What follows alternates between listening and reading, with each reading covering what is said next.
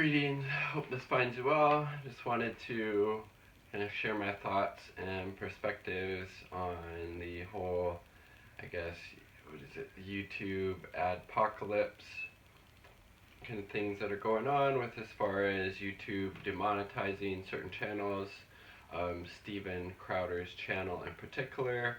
Now I can say I've never really watched any of his content. The only way I kind of know about him is from other kind of channels on the left, basically calling him out on his stance and some of the different things that he said. And so basically his channel, which I believe has several million followers, was demonetized after it was kind of brought to YouTube's attention by a reporter for Vox. That's Vox with a V, not with the F. For some of the comments and videos that he was making about him. His name is Carlos Maza, the reporter for Vox, and Maza is a gay man, and Crowder was, making some very derogatory statements about Maza, referring to his sexuality and calling him, I think, things like a lesbian queer, other derogatory things of that nature. And so Maza brought that to the attention of YouTube and basically calling them out for not really following their own terms of service guidelines and how they, claim to support, LGBTQ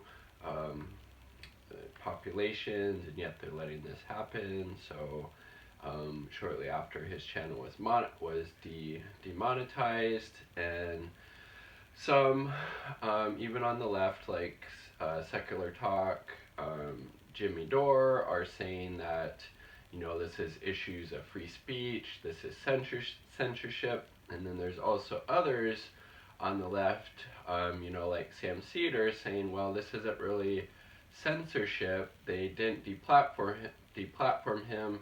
He's just not able to make money off of,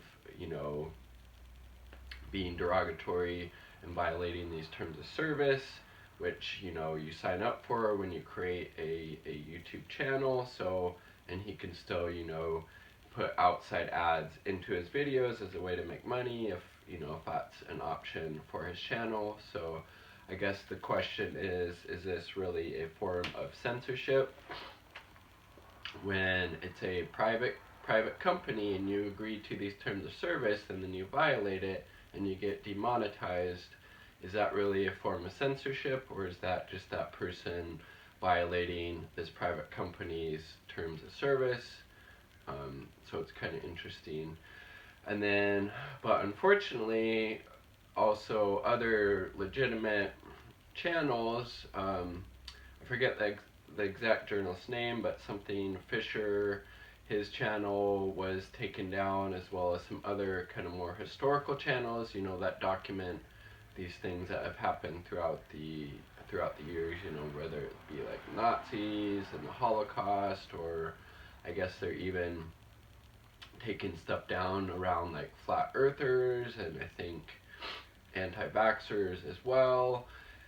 So Secular Talk Kalinske made the point of like, how far does it stop? Because he often makes videos, denouncing, U.S. war crimes, our involvement with Saudi Arabia, what they're doing in Yemen, or, he brought the example of like 2003, YouTube wasn't around then, but during the build up to the Iraq war, what if you were calling out on your channel, saying, you didn't believe that Iraq and Saddam Hussein have weapons of mass destruction?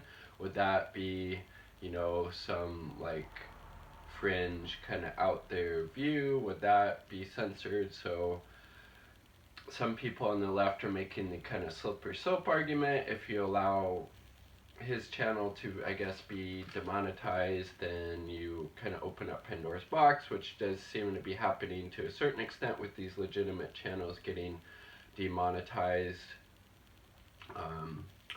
So I kind of see it from both ends. Like, free speech is super important, and but if we're really like concerned about it, I mean, because I don't want to be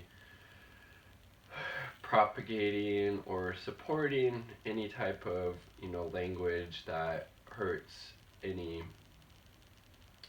type of community, especially, marginalized communities.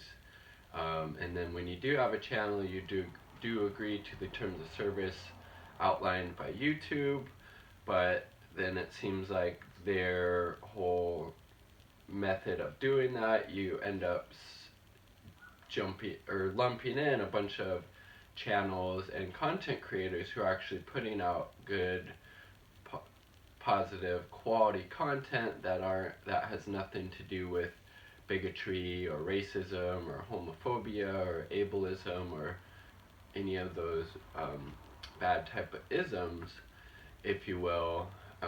So maybe, as Michael Brooks pointed out on his show, or maybe it was on the Majority Report, that YouTube, if they're really concerned about doing this the right way, they need to hire some ombudsmen, some full-time kind of staff, maybe some independent journalist types who could be a part of this kind of objective process. But then, like, who would they be hiring? What would their qualifications be? What kind of lens would they be looking at it through? So I almost think the best way to go about it would be to break up these huge tech companies and break them up in such a way where they are able to be more accountable for these type of decisions, because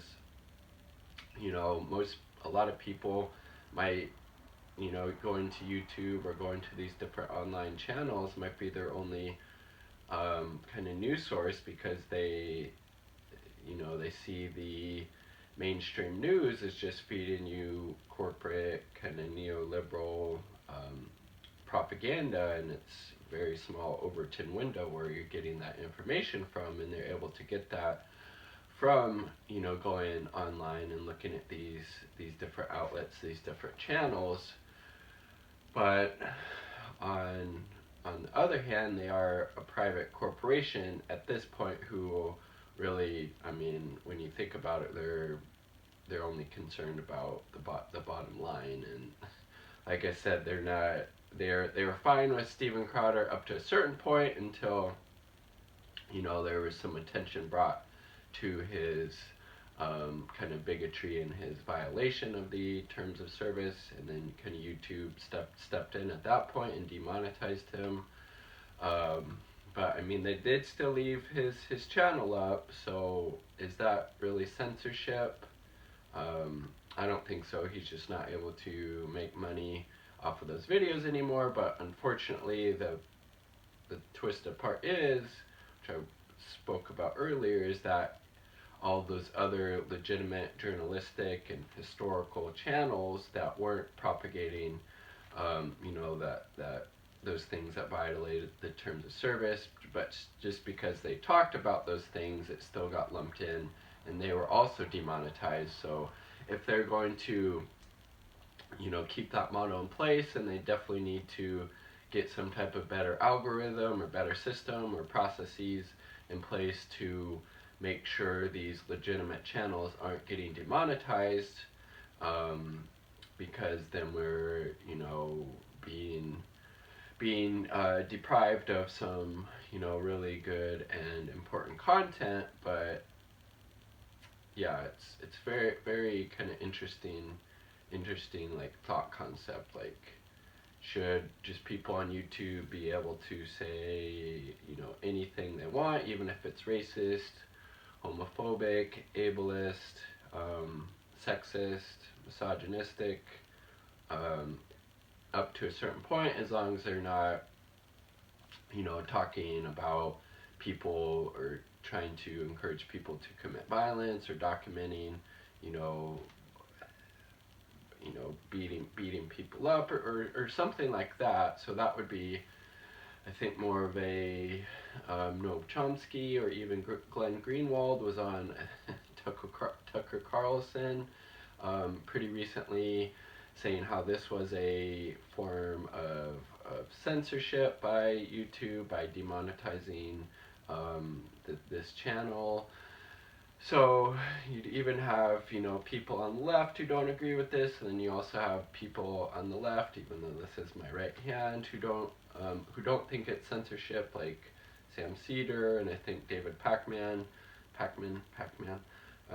don't think it's censorship either, but just, you know, YouTube following its own terms of service guidelines with regards to what kind of content is permissible and what isn't. So from my perspective, I don't think it's a form of censorship, but the unfortunate part is that these other legitimate these other legitimate channels end up getting lumped in, just even because they maybe have, let's say, they're doing a video critiquing Richard Spencer's horrible policies and or horrible kind of viewpoints as far as being a white nationalist.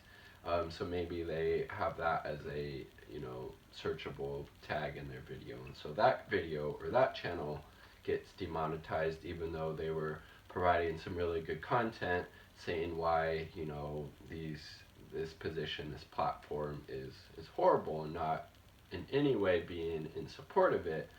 So if they are going to keep, you know, this kind of terms of service in place, then they definitely need to find a better way to navigate what is actually violating it and what is maybe you know, shedding some light on why, you know, those positions or platforms are horrible. So a bit of a long-winded video, but it is very interesting and kind of serious topic to mull over and just kind of digest, because YouTube is a huge platform in a lot of ways. So would love to hear your thoughts on this, on the YouTube Adpocalypse 3.0. Let's remember to be kind to each other, the animals, the planet, and ourselves. Peace, and subscribe for more content.